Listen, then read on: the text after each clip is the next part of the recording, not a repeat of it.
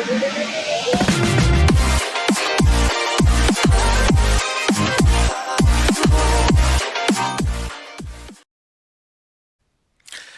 welcome to GED exam preparation class. I am your host and instructor, Ruben Herrera. And on this lesson, my friends, we are going to learn how to find or to calculate the slope of a line. Okay, my friends. So finding the slope of a line, what they're asking us to do, they're asking us to find the stiffness or the inclination of a line in a coordinate plane. Not the distance, but how much is this line inclinated, or I hope I'm saying the right word. It's the incline or the stiffness of this line.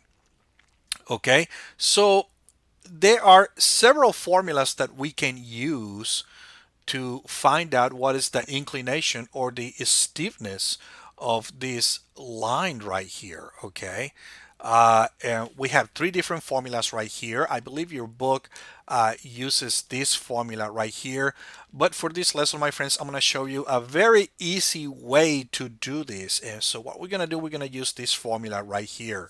We're going to use the formula rise over run. Okay, so what we're going to do, my friends, to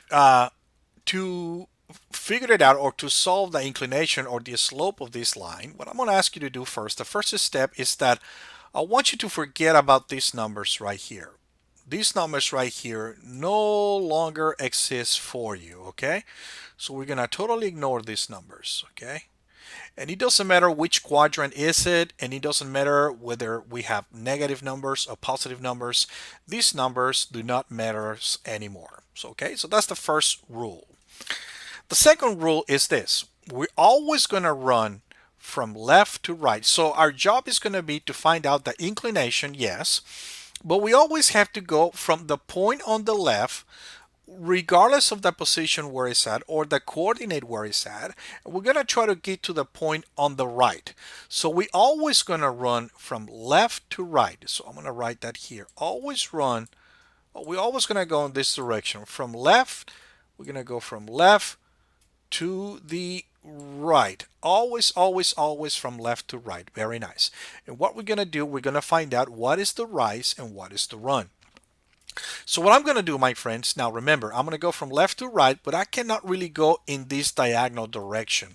I need to follow this pattern right here, the pattern of the lines of the coordinate plane. So I'm going to start counting after this point right here. So I'm going to count 1, 2, 3, and 4 right here. Very nice. 4. Because I'm trying to get, remember my friends, I'm trying to get from here to here. Okay, so therefore my rise, just like is marking here, my rise is equals to 4. Now I'm going to go ahead and run to the right because I can only run to the right, my friends. Okay, so I'm going to start counting after. I'm going to start counting 1, 2, 3, 4, 5. So it took me to run 5 points or 5 spaces to the right.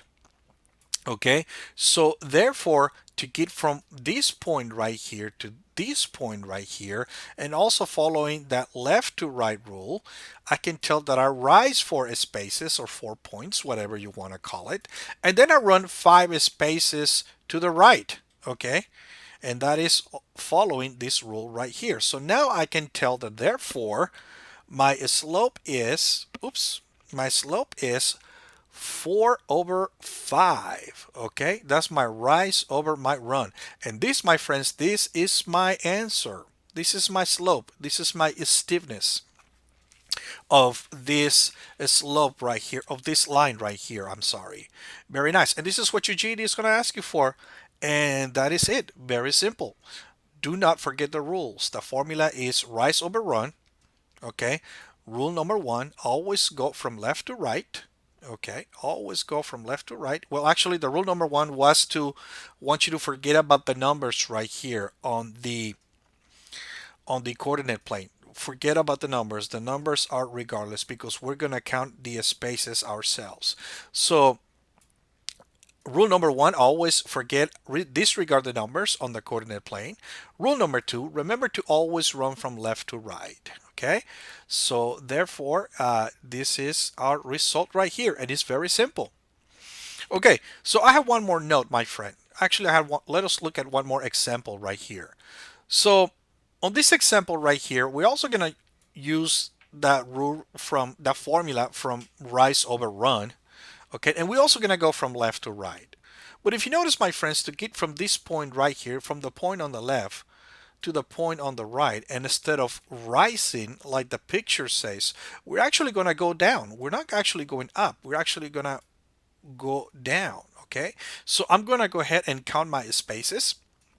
Remember, my friends, that I'm disregarding these numbers. Okay, and it doesn't matter whether on which quadrant these points are and whether you have negative or positive numbers on these coordinates. We're only looking at the plots right here, at these dots right here. So I'm gonna count right here, starting 1, 2, and 3.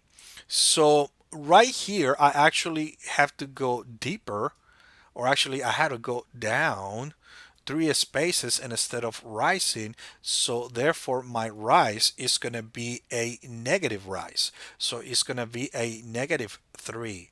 Not because I'm going into the negative numbers, but because of the fact that I'm going down and instead of going up. Okay, next I'm going to run to that right like I should. Okay, so I'm going to start counting right here: 1, 2, 3, and 4.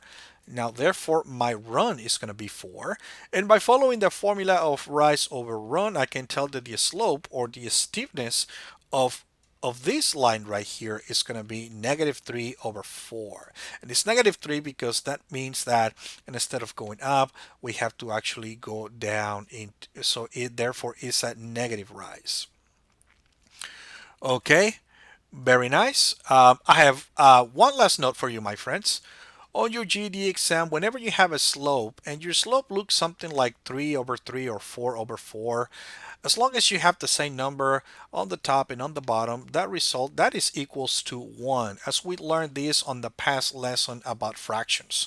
So on your GED exam, if you don't see this answer like this, if your answer happened to be the same with the number on the top and the bottom, if you don't see this answer, you may see a 1, and that's going to be the correct answer. Okay, your GED exam is not going to give you both answers. No, it's only going to give you one or the other. So this is just a very quick note, just in case your slope result happen to be the same numerator and denominator. It can also be expressed as equals to 1. All right, my friends, thank you very much for being on this lesson. Thank you for being here, and I hope that you guys have a great day.